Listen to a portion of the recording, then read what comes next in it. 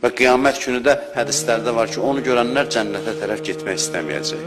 Məhşərdə dayanacaq və o ayənin təfsiri var. Deyəcəklər, gəlin cənnətə. Deyir, onu sevənlər tamaşa eləyəcəklər onun camalına, qopub gedəməyəcəklər. Quran deyir ki, bəzilərini mələklər çəkə-çəkə cənnətə aparar.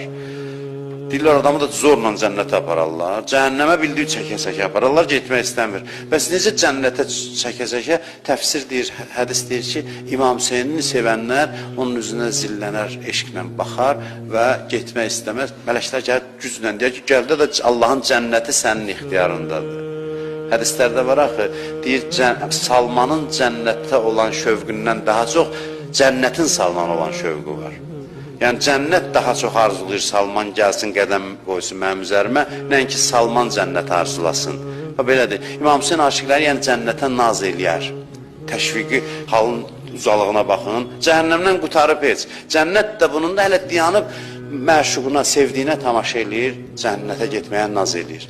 Bu təşviqi haldır və yaxşı oldu ki, İmam Hüseynin mövlud ərəfəsində bu barədə danışdıq. Allaha həmd olsun ki, Hüseyni bizə tanıtdırıb, Allaha həmd olsun ki, İmam Hüseyni bizə sevdirib, Allah bu yolda bizi sabit qədəm eləsin, axıra qədər bu yolda olaq, Allah dünyada və axirətdə bizi haqq yoldan, onun ardıcıllarından ayrı salmasın inşallah.